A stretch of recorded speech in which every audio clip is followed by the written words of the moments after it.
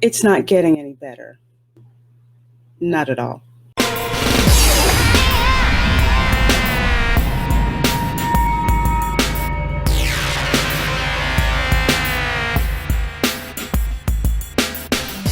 Hello, hello, hello, everyone. I'm Reina Creole, your girl bringing you that spice to sci fi and pop culture analysis. And I know I've been gone for a bit, but I am back with my review of episode 3 from season 1 of the Disney Plus series Muppets Now. Let's just get into the parts of this so we can get through this episode. So to start out with this episode, Joe from Legal stops Scooter dead in his tracks from uploading anything for the show because from now on, he has to run it by a focus group before it gets uploaded. And guess who the focus group is? Statler and Waldorf. Now, you would think that this would make the episode more interesting.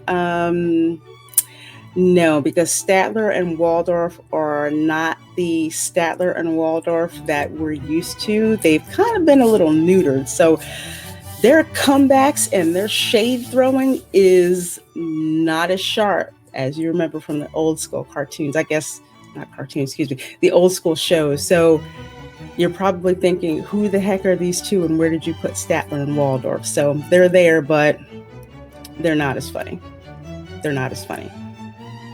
And that's wrong on so many levels, Disney, and you know you're wrong for that. You know, seeing a number like that always makes me nostalgic. Yeah? Nostalgic for what? DDT. Once again, we have four skits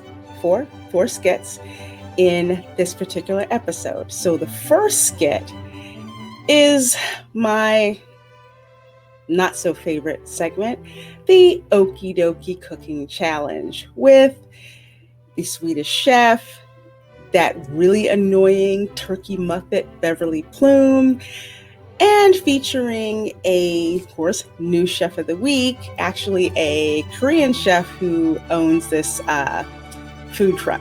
So again, they're getting much better with the chefs that they're bringing into the show, but as always, that darn turkey muppet, we don't need her. We do not need her.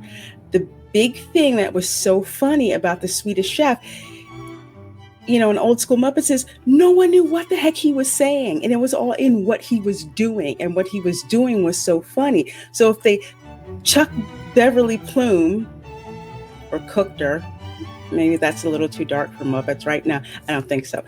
If they would have just had the Swedish chef and the modern chef just trying to figure out what the heck each other was saying, there's so much comedy potential in that. I can't believe they didn't exploit it. Again, we don't need the middleman turkey muppet.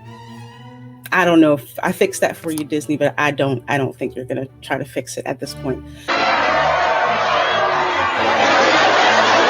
The second skit, and I have to say without a doubt, this is probably the best thing to come out of this particular series, is the Muppets Labs section, the Muppet Lab field test skit. Now that is old school Muppets, hilariously funny. And I love how Kermit and Joe from Legal do the disclaimer before this skit starts. If anything, it's like the pre-show or like the hype show before the crazy that is coming.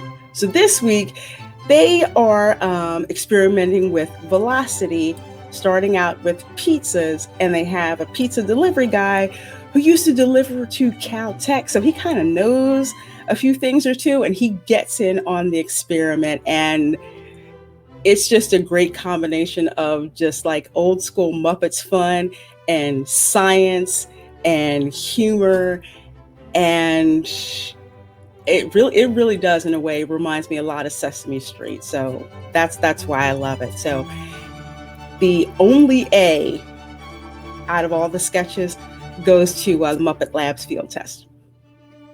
and Joe from Legal. On a scale of 1 to 10, here's your score so far.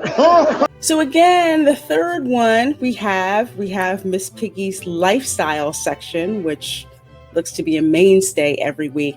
Now, I love the Miss Piggy lifestyle section, mainly because I love Miss Piggy and they have Miss Piggy down. So between Miss Piggy and Uncle Deadly as like her quote unquote assistant, so much humor going on in that part.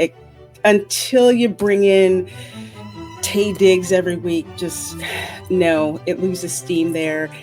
Then when they do the Zoom chat with Linda Cardellini, who I could really freaking care about. But this week, they were talking about relationships. So apparently Gonzo is in there somewhere. It was actually kind of funny. I liked him showing up. Also, Kermit showing up on the Zoom call, and he's getting asked a lot of relationship questions by Miss Piggy. And yeah, he's really uncomfortable. And he actually had a boomer moment on that Zoom call. So that was pretty funny. The other two, Linda and the central casting Muppet, I didn't freaking care about. You gave him a 1? He's never been better. And the fourth skit that we have is, again, Pepe's game show. Now, I don't like this segment either. I do like it better than the Okie Dokie cooking segment, but that's not saying very much. Again, you've got Pepe running the show where he should not be running the show. Again, Gonzo should be running the show with Pepe as showrunner. You've got two humans that we don't give a crap about at all. They did bring in Carl, one of the old school Muppets. Carl that looks like one of the monsters from Where the Wild Things Are. So remember him, they brought him in. So he was kind of funny. He was pretty funny. Good to see him, but I didn't care about these humans. I didn't care. It may have been better if Carl like ate Pepe and like threw him up or something like that. That would actually be funny. Fix that for you, Disney.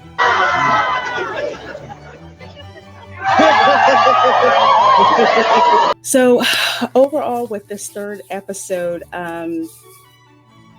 it's like they get 2 skits kind of right and 2 skits horribly wrong. So if you're grading it, it would be like probably like a C-, D+ overall. Again, it doesn't hold my interest unless I see the Muppets interacting with each other. I don't care about the humans. The humans are just, except for the celebrity chef, the humans are just boring as I don't know what. I don't freaking care about them. They don't make me care about them.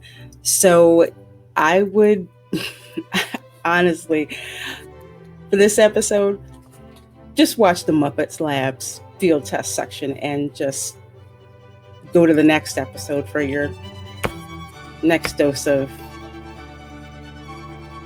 I won't call it pain, but yes, it is painful to freaking watch. It is. So that's my spicy take. What's your take on episode 3 of season 1 of Muppets Now? Do you like it so far? Is it just tolerable to you? Do you think it's the best thing since Hulu? Or is it just, you know what, I didn't even bother watching this episode because I checked out with episode 1. So let me know in the comments, especially you old school Muppet heads, because I'm starting to see even more things, and I'm wondering if you're seeing some of the same things that I am too. So I'd love to hear about it. Oh, well, maybe it wasn't that good. Let's give it a 1. So with that said, thank you so much for watching. I appreciate it. Please make sure to like, share this video, and of course, would love it if you would subscribe. You subscribe, you get to find out all kinds of new videos that I upload when I go live with live streams, all of that.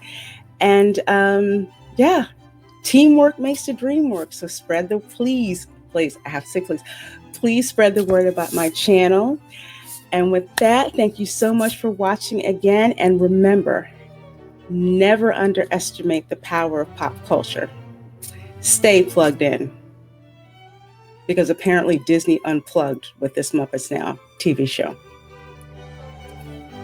Bye. Well, they say all good things come to an end. What's that got to do with this show?